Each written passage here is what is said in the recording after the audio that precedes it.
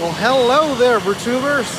Jabeerini here, and I'll be flying in one of those birds today.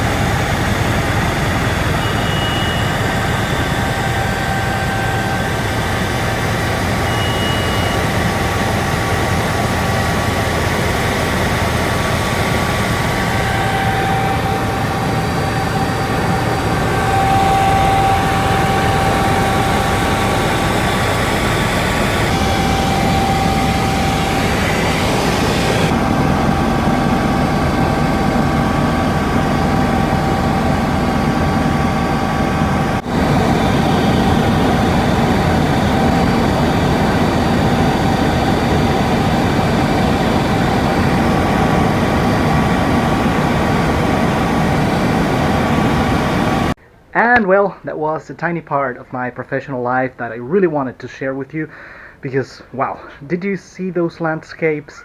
They're just beautiful. That's Africa. Unfortunately, that's not where I spend most of my time. I spend most of my time in offices, but that was a special day. So with that being said, and without further ado, let's brew that stout. Cheers!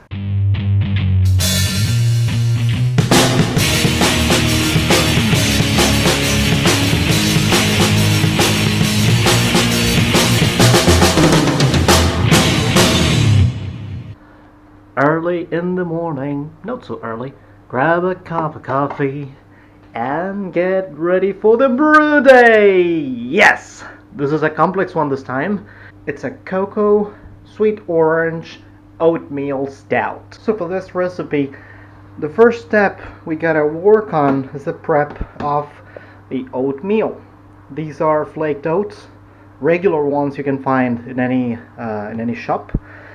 We're gonna toast them at 100 degrees, between 100 and 120 for 10 to 15 minutes, or until they're golden and nutty. The purpose of this is to give them more flavor in the beer so that you can actually perceive it in a noticeable way in the beer. And the way to do that is to toast them, and well, that's what we're gonna do now. I'll tell you the exact amount along with all the ingredients. This is 650 grams of flaked oats. And in the oven they go.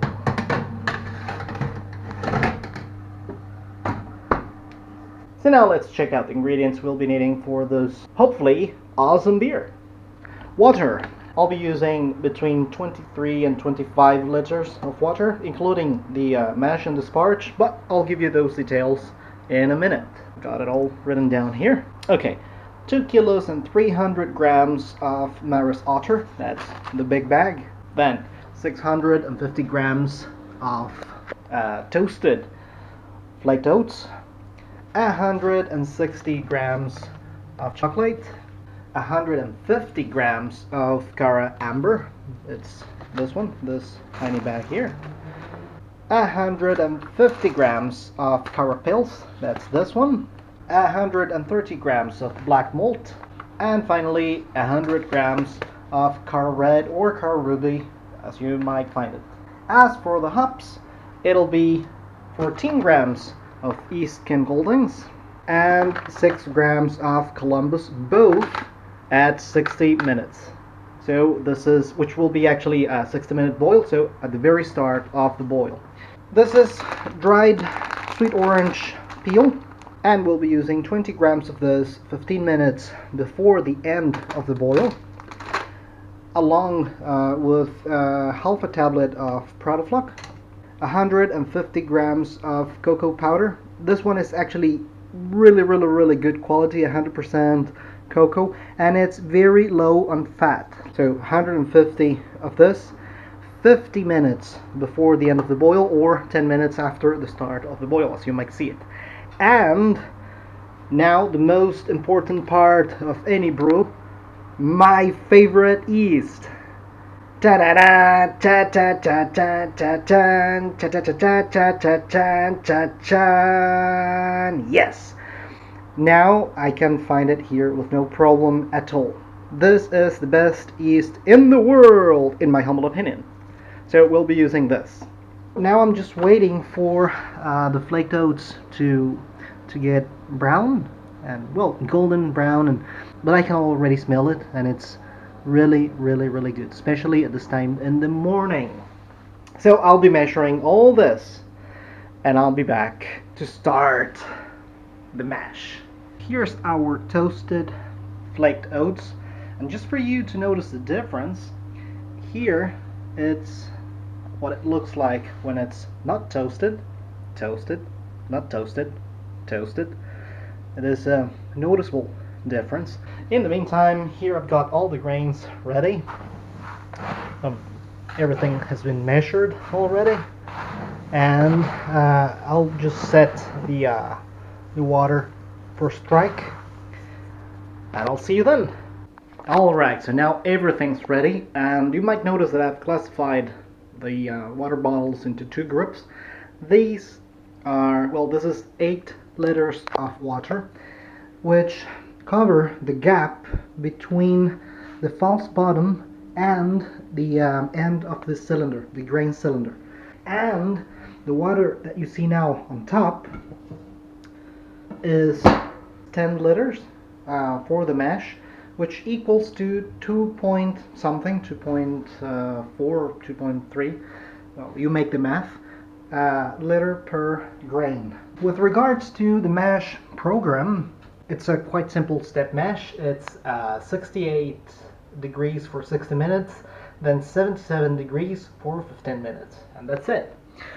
So I've got it set here. The boil is going to be 60 minutes, and with that being said, and without further ado, let's get this ready for the strike before adding the grains. Well, you can see the thickness is quite proper. Not too thick, not too watery. I would say it's just perfect. For those of you who use the Ace boiler or Klarstein or any similar equipment like this, here I have used 18 liters of water and almost 4 kilos of grains. It's actually 3.8 if I'm not wrong, but you can see in the ingredients, and it works. Look at that. Beautiful. Beautiful, beautiful. And it's gonna get darker as it mashes in. So I'll just put the lid on and I'll be back. Cheers.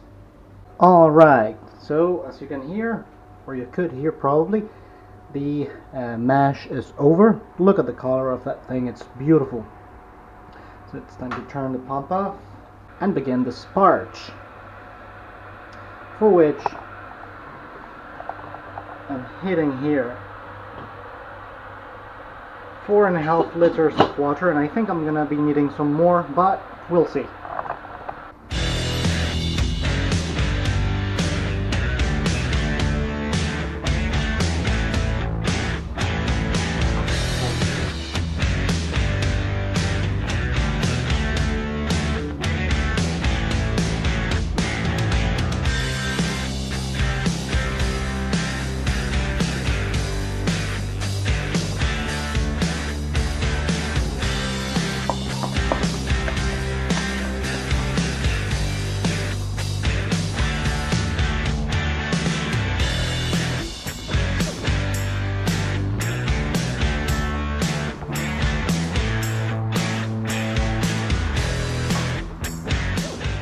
Well, the boil is over, and as you can see here, probably, this is the 20 liter line, and here, well, a little below is the 10 liter, so we ended up with something very close to 15 liters of wort after using 18 liters for the mash and 6 for the sparge. So pretty accurate this time. So now I'll just have to cool down and pitch the yeast. So the wort is finally cold up to temperature for pitching the yeast.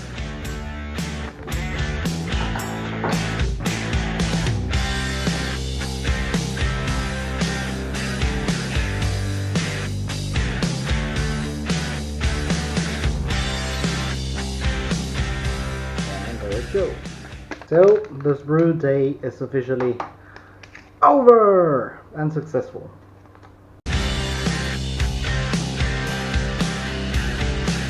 Well, that was a long video, a long brew day, and a very complex one.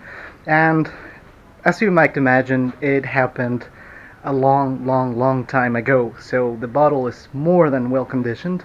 Again, more than 7 months.